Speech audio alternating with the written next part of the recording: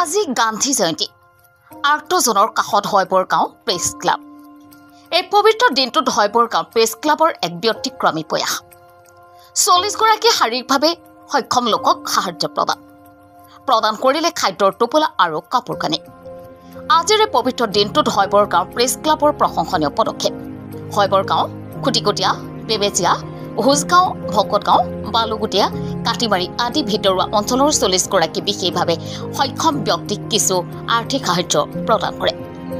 গাম্ভীৰ্যপূৰ্ণ অনুষ্ঠানত গাঁও প্ৰধান দীপু দাস, পঞ্চায়ত প্ৰধান ফাতেমা খাতুন, অধ্যক্ষ মোৱাজুম কবিৰ, বিশিষ্ট চিকিৎসক ডাক্তৰ কামাল হাছান উপস্থিত থাকে। তাৰোপৰি হয়বৰগাঁও প্ৰেছ ক্লাবৰ সভাপতি দিব্যজ্যোতি বৰুৱা, সম্পাদক মুস্তাফা কামালৰ নেতৃত্বত প্ৰেছ ক্লাবৰ সাংবাদিকসকলে ঘৰে ঘৰে গৈ সমাজৰ বহু অতি দৰিদ্ৰ পৰিয়ালৰ মাজত খাদ্যৰ টোপোলা আৰু কাপোৰ কানি বিতৰণ কৰি ৮ জনৰ আশীৰ্বাদ বুটলিবলৈ সক্ষম হোৱা দেখা গৈছে। ইয়াকে কয় মানুহে মানুহৰ বাবে।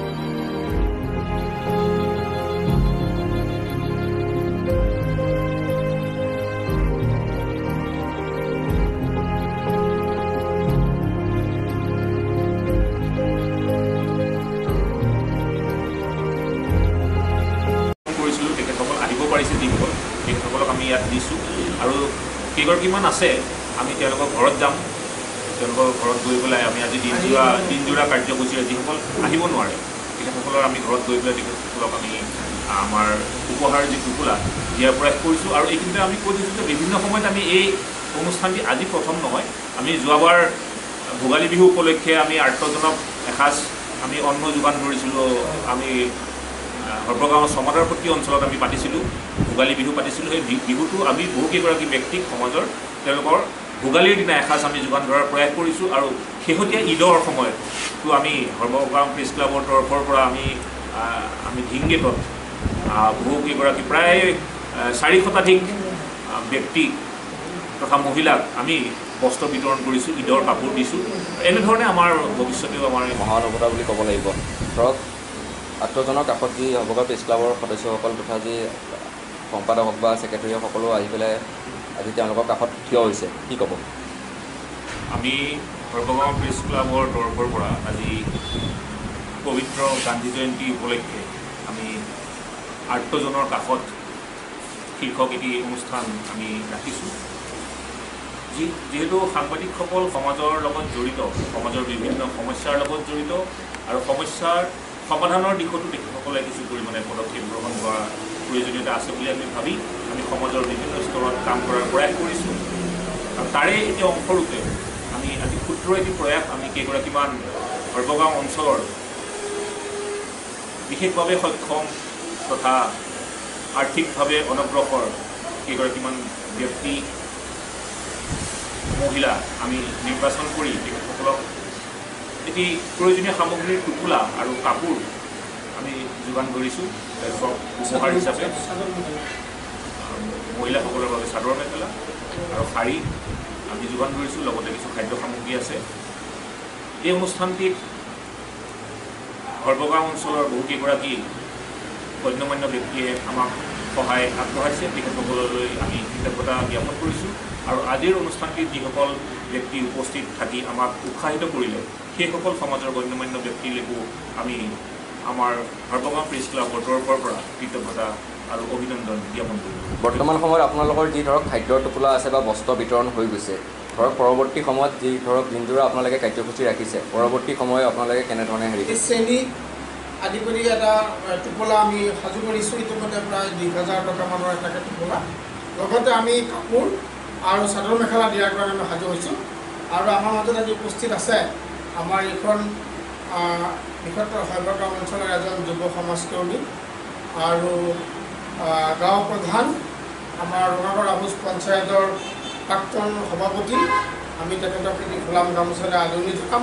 আজিৰ এই পবিত্ৰ অনুষ্ঠানখনত আমি তেখেতৰ জৰিয়তে আমি অনুষ্ঠানটো শুভাৰম্ভণি কৰাৰ সেই বিকলাংগজনক মেলাত কিয় আমি এখন হুইল চেয়াৰ ইয়াৰ পৰা আমি প্ৰদান কৰিব পৰা যায় অনাগত সময়ত, সেইখিনি আমি আবেদন কৰিম। আমি সমাজ কল্যাণ বিভাগৰ লগতো আমি সেইখিনি প্ৰেছ ক্লাবৰ বিষয়ত আমি আবেদন কৰিবলৈ দিম। আৰু তেনেধৰণৰ ব্যক্তিক অনাগত সময়ত আমি কি ধৰণে সহায় কৰি যাব পাৰোঁ সেইখিনিও আমাৰ নিশ্চয়কৈ প্ৰেছ ক্লাবে গ্ৰহণ কৰিম। উপলক্ষে সৰ্বগাঁও প্ৰেছ ক্লাবে যি পদক্ষেপ গ্ৰহণ কৰিছে আপুনি কি ক'ব মহানন্দী? পোনপ্ৰথমে মই আজি এই পবিত্ৰ গান্ধী জয়ন্তীৰ দিনত সৰ্বগাঁও প্ৰেছ ক্লাবে যি মহান পদক্ষেপ লৈছে তাৰ বাবে সৰ্বগাঁও প্ৰেছ ক্লাবক আন্তৰিক ধন্যবাদ জ্ঞাপন কৰিছোঁ। খুবেই ভাল লাগিল আজি এই পবিত্ৰ অনুষ্ঠানত উপস্থিত থাকি। কাৰণ সঁচা অৰ্থত জেনুইন যিখিনি বেনিফিচাৰী একেবাৰে বিশেষভাৱে সক্ষম বা একদম আত্মজন তেখেতসকলৰ ওচৰত তেখেতসকলে মানে সহায়ৰ কিবা খাদ্যৰ টোপোলা বা কাপোৰ মেখেলা চাদৰ কিবা সহায়ৰ। গতিকে আজি 2 অক্টোবৰ গান্ধী জয়ন্তী উপলক্ষে ধৰক সৰ্বগাঁও প্ৰেছ ক্লাবৰ ঋতিকত এক ধৰক প্ৰদৰ্শনীয় ধৰক পদক্ষেপ বুলি ক'ব লাগিব। এক বিশেষ পদক্ষেপ আপোনালোকৰ যি পদক্ষেপ ধৰক বস্ত্ৰ বিতৰণে হওক বা আহাৰ বিতৰণ, আহাৰ বুলি ক'লে ভুল হ'ব, অৰ্থাৎ যি আপোনালোকে কিছু খাদ্যৰ টোপোলা আপোনালোকে বিতৰণ কৰিছে, কি ক'ব এই ক্ষেত্ৰত? হয়, আজি মহাত্মা গান্ধীৰ জন্মজয়ন্তী উপলক্ষে আমাৰ সৰ্বগাঁও প্ৰেছ ক্লাবে আন্দোলনৰ কাষত থিয় হোৱাৰ যি ব্যক্তিক্ৰমী প্ৰয়াস কৰিছে তাৰ বাবে সৰ্বপ্ৰথমে মই সৰ্বগাঁও প্ৰেছ ক্লাবৰ সমূহ কৰ্মকৰ্তাক আন্তৰিক ধন্যবাদ জ্ঞাপন কৰিছোঁ। সুন্দৰ প্ৰয়াস, অঞ্চলৰ আৰ্তজনক বিচাৰি উলিয়াইছে, দৰিদ্ৰজনক বিচাৰি উলিয়াইছে, দুখীয়াজনক বিচাৰি উলিয়াইছে, বিশেষভাৱে সক্ষম ব্যক্তিজনক বিচাৰি উলিয়াইছে। ইয়াতকৈ আৰু ভাল কথা, আনন্দৰ কথা আমাৰ কাৰণে একো হ'ব নোৱাৰে। আৰু বিগত সময়তো সৰ্বগাঁও প্ৰেছ ক্লাবে এনেধৰণৰ বিভিন্ন ব্যক্তিক্ৰমী অনুষ্ঠান পাতি গৈছে, কৰি গৈছে, আমি জ্ঞাত। গতিকে মই এইখিনিতে মই ক'বলৈ বিচাৰিম যে অনাগত সময়তো সৰ্বগাঁও প্ৰেছ ক্লাবে এইদৰে আৰ্তজনৰ কাষত সুন্দৰভাৱে থিয় হৈ আৰু ইয়াতকৈ গধুৰ দায়িত্ব তেওঁলোকৰ কাৰণে যেন তেওঁলোকে বহন কৰিব পাৰে, মই সেইটো আশাবাদী আৰু সেইখিনিকে কামনা কৰি মই সৰ্বগাঁও প্ৰেছ ক্লাবক মই আন্তৰিক ধন্যবাদ দিওঁ। আমি যেতিয়া ধৰক তললৈ গৈছিলোঁ, এজন ধৰক বিকলাংগ ব্যক্তি তেওঁ ঠেলাত আহিছে, তেওঁ হুইল চেয়াৰবিহীন তেওঁ ঠেলাত আহিছে। আপুনি যেতিয়া তেওঁক ধৰক খাদ্যৰ টোপোলা হাতত তুলি দিছে বা তেওঁক আপুনি কিছু বস্তু হাতত তুলি দিছে, তেওঁ আৱেগিক হৈ পৰিছিলে। সেই আৱেগিক মুহূৰ্তই কিছু ধৰক উৎসাহ যোগায় নেকি? নিশ্চয়কৈ আমাক উৎসাহ যোগাইছে। সৰ্বগাঁও প্ৰেছ ক্লাবৰ মই পোনপ্ৰথমে ধন্যবাদ দিছোঁ। তেওঁলোকে যে দুখীয়া মানুহখিনিক আজি গান্ধী জয়ন্তীৰ দিনা যি সহায় আগবঢ়াইছে, আমি ৰাইজৰ ফালৰ পৰা খুব আনন্দিত হৈছোঁ। খুব ভাল কাম হৈছে এইখিনি। ঠিকে আছে, ভাল হৈছে। দুখীয়াসকলক সহায় কৰিব লাগে। তেওঁলোক সৰ্বগাঁও যিটো সৰ্বগাঁও প্ৰেছ ক্লাব আছে তেখেতসকলে সহায় কৰিছে, খুব ভাল লাগিছে। এইবিলাক হৈছে সমাজৰ আমাৰ নিচলা মানুহ, তেওঁলোকক মানে কিবা এটা সহায় পালে ভাল লাগে আৰু আমাৰো ভাল লাগে। নিউজ 6 ৰিপৰ্ট, প্ৰতিদিন নিউজ ভাৰত।